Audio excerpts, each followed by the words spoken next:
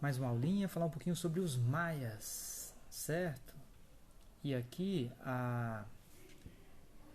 os slides são cedidos pelo Centro de Mídias, tá? Desenvolvido pela professora Janaína Jardim. Já vai meu elogio aqui à professora, gosto muito das aulas dela. Eu assisto às aulas, aproveito os slides para dar encurtada aqui nas aulas, tá? Já que a gente não tem muito tempo para a aula ficar um pouquinho mais curta, beleza? Então, os maias, povos pré-colombianos. Questão, já vamos falar sobre os povos pré-colombianos, certo? O que significa povos pré-colombianos? É o seguinte, o continente americano, ele era desconhecido.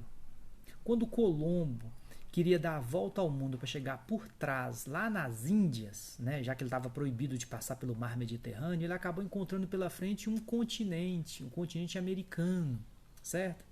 Então, quando a gente chama de povos pré-colombianos, pré-antes, significa o seguinte, que a gente está falando daqueles povos do continente americano antes de Colombo chegar na América, certo? A gente está falando dos incas, dos maias, dos astecas, dos tupis guaranis, né, os indígenas aqui do Brasil também.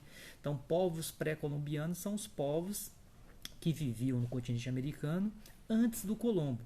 Porque depois que Colombo chega, ele promove um rastro de destruição, né?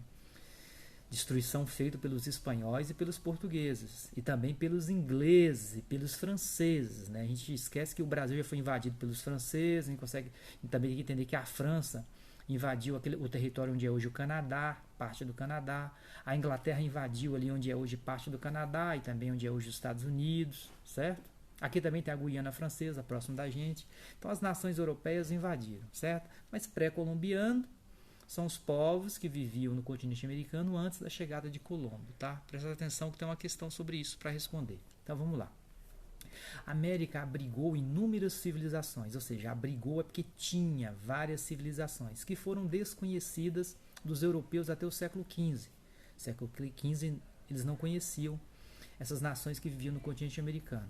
Aliás, eles nem sabiam que existia continente americano.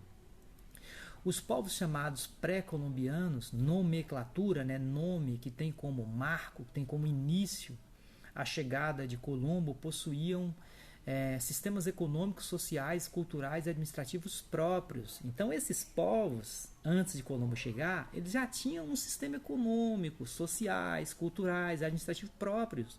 Eles não aprenderam nada com os europeus. Pelo contrário, os europeus se surpreenderam com a organização desses povos, né? Principalmente esses que viviam ali onde é hoje o México, Peru, Equador, né? A gente vai ver daqui a pouco.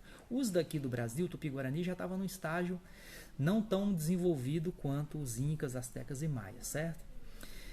Importa, significa relembrarmos o caráter eurocêntrico dessa situação. O que é o caráter eurocêntrico? É a Europa se vendo como centro do mundo, como se ela fosse mais importante do que todo o resto do planeta, né? Beleza? Vamos pro próximo slide. É o mapa da região Maia, certo? Localização. Os maias. A localização. Região das florestas tropicais da península de Yucatán, atualmente territórios de Honduras, Guatemala e México, entre os séculos 4 e 9. Então, onde é que os maias viviam, essa civilização maia? Onde é hoje Honduras, Guatemala e México, certo? Eles tinham uma religião politeísta, ou seja, poli vem do grego várias, teísta, Deus. Então, politeísta, vários deuses, certo? Vários deuses, tá bom? Organização política dos maias possuía um regime político baseado na teocracia, que é uma mistura de poder com religião, certo? Teocracia, cujas lideranças eram encaradas como divindades, né? Esses líderes eram vistos como deuses. Como era a estrutura social? A estrutura social era uma sociedade estamental. O que é uma sociedade estamental? É uma sociedade onde as pessoas, existe uma hierarquia, as pessoas não evoluem de uma classe social para outra. Por exemplo, se você nasce nobre, nobre para sempre. Se você nasce escravo, escravo para sempre. Se você nasce livre, nunca você vai virar escravo. Se você nasce pobre, pobre para sempre. Camponês, camponês para sempre. Entendeu?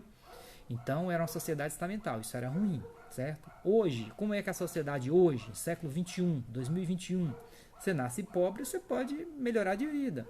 certo? Você nasce rico, você pode piorar de vida. Então a sociedade ela evolui, você pode estudar e ter os melhores empregos, ou não, né? Você pode sair de uma classe social e ir para outra, né? De pobre para classe média você pode até enriquecer, o rico pode vir para a classe média, ele pode até empobrecer, entendeu? Então, a sociedade que não é estamental é a sociedade que você pode evoluir ou regredir de uma para outra. No caso aqui, a sociedade maia era estamental, você não evoluía de uma classe para outra, nem de cima para baixo, nem de baixo para cima. Organização econômica. O milho era o principal produto agrícola cultivada por eles, tá? Mas não o único. Mas o milho era uma espécie de grão sagrado.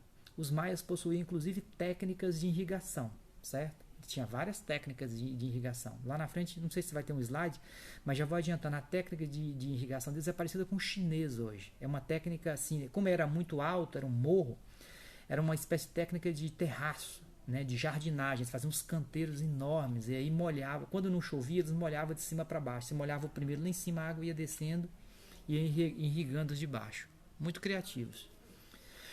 Os maias realizavam atividades de astronomia. Olha o progresso. Olha o desenvolvimento da sociedade maia. Atividades de astronomia. Tinha conhecimento complexo de matemática, incluindo o conceito de zero. Já conhecia o zero.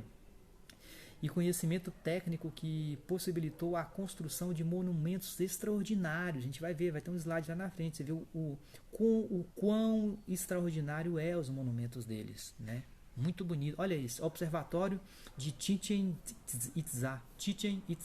Olha que coisa linda. A Europa não tinha isso no século XV. Não tinha.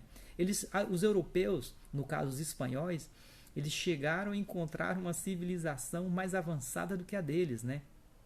Só que essa destruição, essa invasão, isso é assunto do 7º ano. Por enquanto a gente está vendo aqui a grandeza desses povos, tá? A grandeza. Olha, o templo de Kukulkan, né? Ou palavra difícil. Kukulkan. Olha esse templo, certo? Olha que templo magnífico. Esse templo ele existe até os dias de hoje. Belíssimo, né? No 7º ano é o que vocês vão ver. Quando vocês estiverem no 7 anos, vocês vão ver a destruição de tudo isso, né? Pelos europeus. Por enquanto, deixa 7º ano para lá. Vocês estão no 6º. Bora conhecer as grandezas, né? E os progressos desse povo tão bonito. Olha isso aqui. Reconstrução do núcleo urbano de Tikal no século 8. Século 8, olha que maravilha! Né? Lembra até o Egito Antigo. Olha que sociedade moderna. No século 8, aqui pertinho da gente, no continente americano. Né? Coisa linda. E aí, a gente encerra a aula com a reconstrução do núcleo urbano de Tikal. Coisa mais linda. Vamos ficar com essa imagem aí. Até a próxima. Fica com Deus.